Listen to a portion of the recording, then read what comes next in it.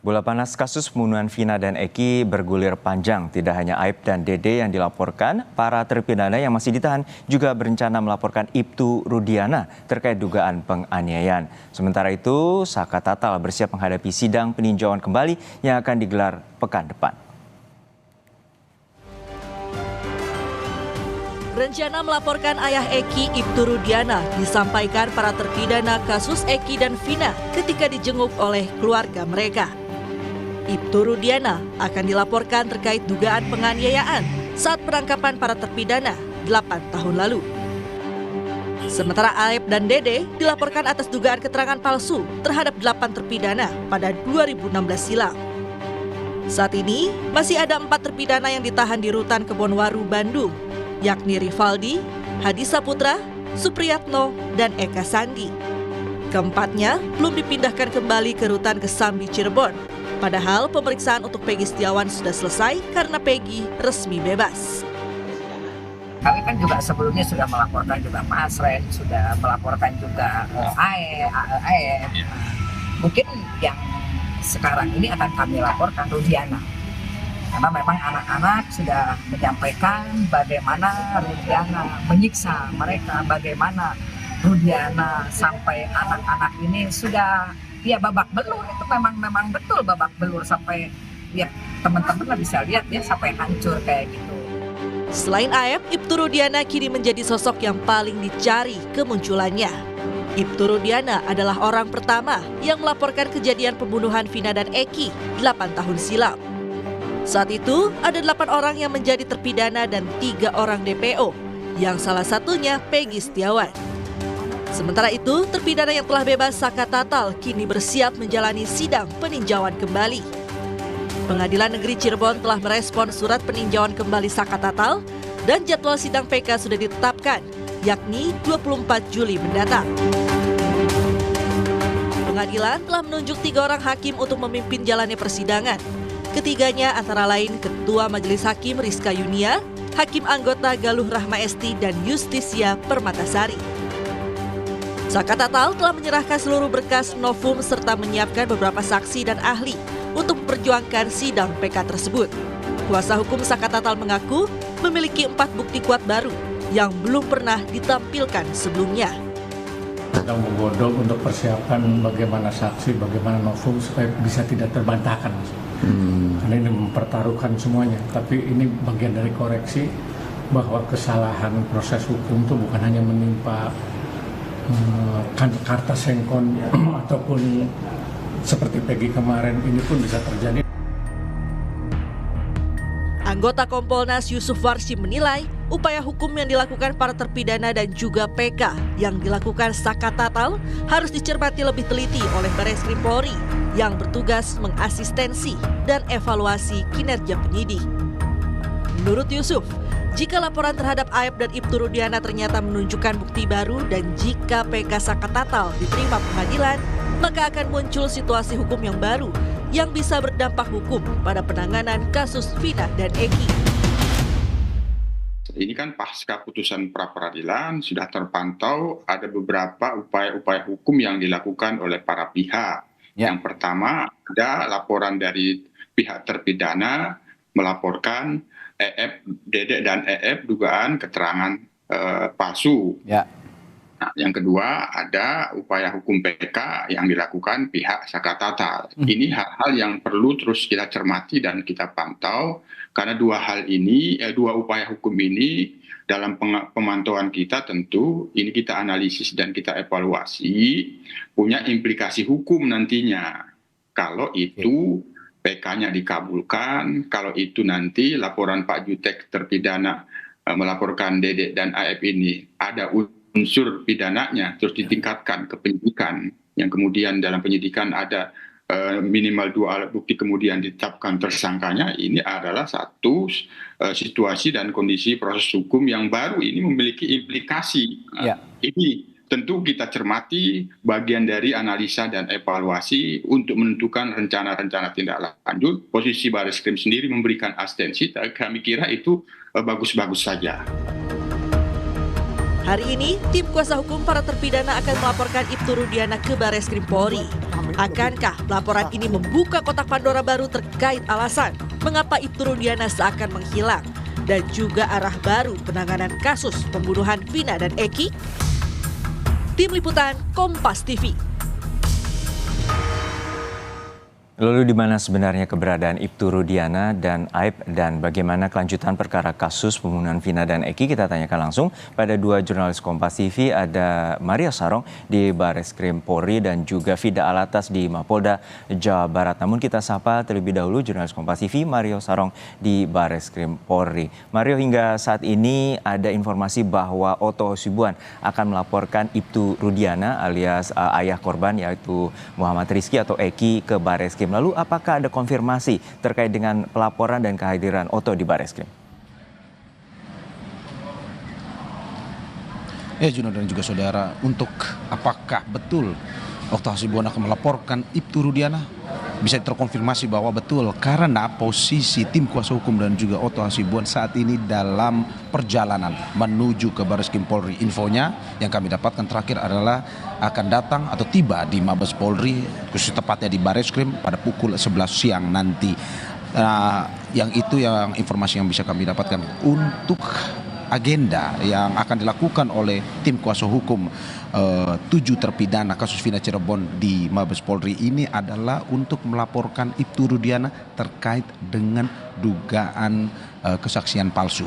Karena seperti yang terjadi sebelumnya, saudara, yang bisa saya sampaikan bahwa ketika status tersangka dari Peggy Setiawan dibatalkan dalam sidang pra-peradilan, polisi pada akhirnya melakukan evaluasi kembali. Kasus ini kembali didalami, dianalisis untuk mendapatkan titik terang, di mana salah satunya adalah untuk memeriksa kesaksian-kesaksian yang terjadi 8 tahun silam. Itulah yang pada akhirnya diambil ataupun juga diangkat kembali oleh tim kuasa hukum dari 7 terpidana kasus Vina Cirebon ini, di mana mereka ingin bahwa melihat kembali kasus ini sebagai sebuah titik terang, kejelasan bagaimana kasus ini yang sebenar-benarnya. Sehingga salah satu yang akan dilaporkan adalah terkait dengan kesaksian yang diduga, menurut Otto Hasibuan, diduga kesaksian palsu yang dilakukan atau diberikan keterangan dari Ibtu Rudiana. Saudara, terkait dengan kasus ini juga dari Otto sendiri memang memberikan apresiasi yang tinggi, apresiasi sebesar-besarnya pada pihak kepolisian, di mana pihak kepolisian mau melakukan evaluasi kembali terhadap kasus ini setelah status tersangka dari Peggy Setiawan kemarin dibatalkan dalam pra-peradilan, di mana dia mengatakan bahwa ini bukan untuk menyerang polisi atau Korps Bayangkara, tetapi untuk melihat kembali, untuk menganalisis kembali, membuka kembali kasus ini seterang-terangnya sehingga mendapatkan jawaban yang lebih pasti. Itu agenda yang akan dilakukan hari ini oleh tim kuasa hukum dan juga Otto Hasibuan, dan kami masih terus menunggu kedatangannya di depan Bareskrim Mabes Polri. Kembali kepada Anda, Juno. Ya, Mario, sebelumnya juga ada pelaporan terhadap Aib dan Dede. Aib dan Dede ini merupakan saksi yang dulu menjadi rujukan pada persidangan kasus pembunuhan Vina dan Eki dengan 8 terpidana, salah satunya Saka Tatal. Lalu bagaimana dengan pelaporan dan proses pemeriksaan terkait dengan kasus ini? Ya, hingga saat ini memang dari pihak kepolisian masih belum memberikan keterangan lebih lanjut terkait laporan tersebut. Karena pada saat ini yang kami masih tunggu adalah terkait dengan laporan terhadap Ibtu Rudiana terkait dengan kesaksian pada 8 tahun silam. Sehingga kami masih akan terus menggali informasi terkait dengan laporan tersebut sambil menunggu laporan hari ini, dan akan kami teruskan kabarkan kepada Anda terkait dengan laporan yang dilakukan dan tindak lanjut dari pihak kepolisian atas kasus Vina Cirebon ini. Kembali pada Anda, Juno. Terakhir, Mario, untuk saat ini apakah ada kemungkinan bahwa Bareskrim Polri akan mengambil alih kasus pembunuhan terhadap Vina dan Eki yang terjadi 8 tahun silam dari Polda Jawa Barat?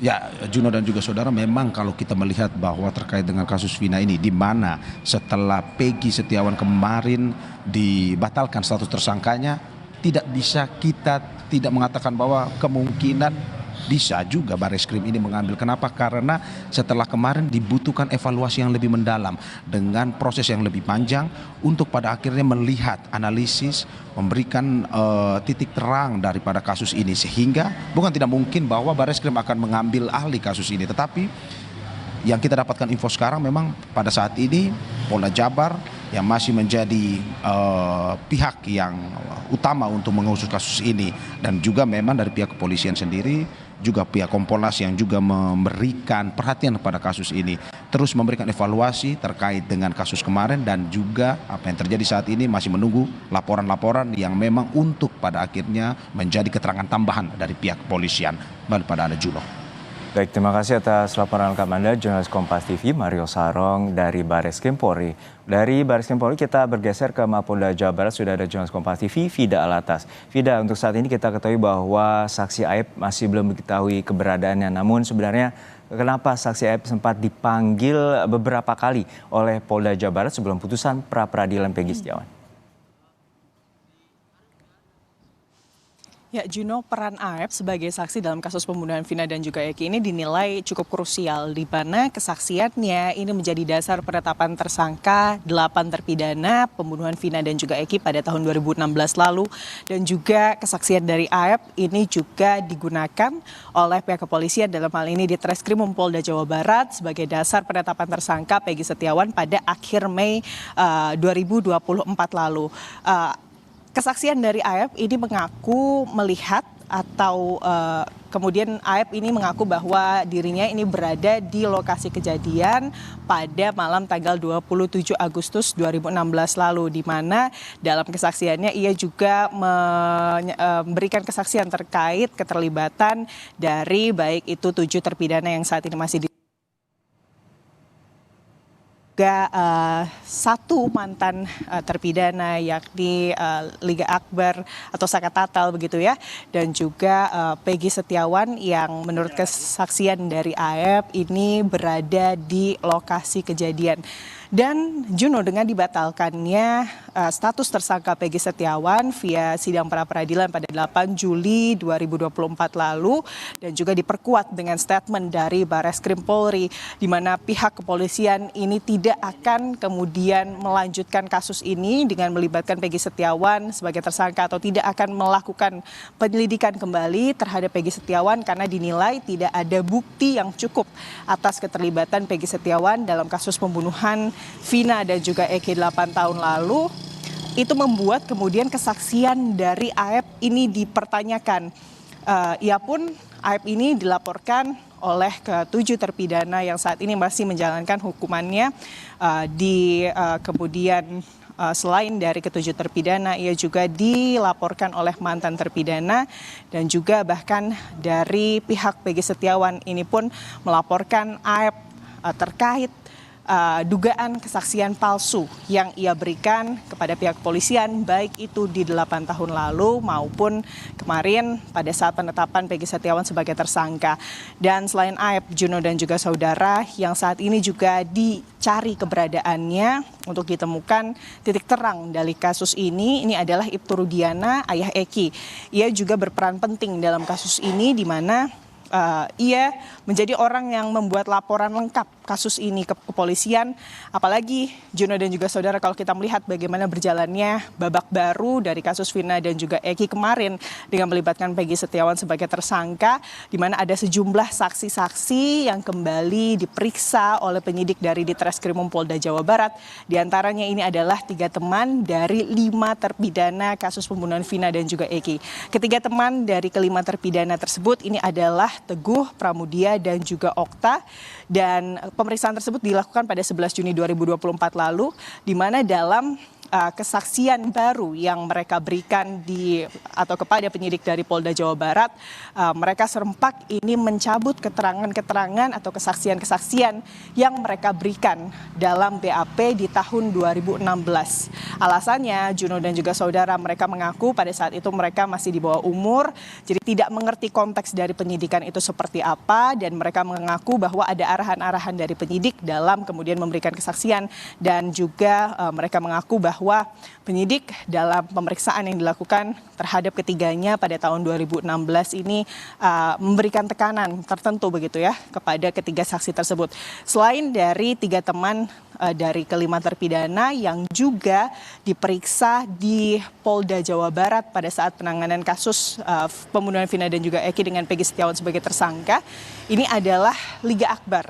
pada 6 Juni di mana diketahui Juno dan juga saudara bahwa Liga Akbar ini merupakan teman dari Eki yang merupakan korban dari kasus pembunuhan ini, dan dalam keterangan atau kesaksian yang kembali ia berikan kepada pihak kepolisian di Mapolda Jabar pada awal Juni lalu, Liga Akbar pun merespon dengan hal yang sama. Juno dan juga saudara, ia mencabut beberapa BAP-nya terkait kemudian kesaksian yang menyebutkan bahwa kemudian dirinya ini tengah bersama Vina dan juga Eki dan melihat bahwa kemudian Eki dan juga Vina ini sempat dikejar oleh sejumlah pelaku.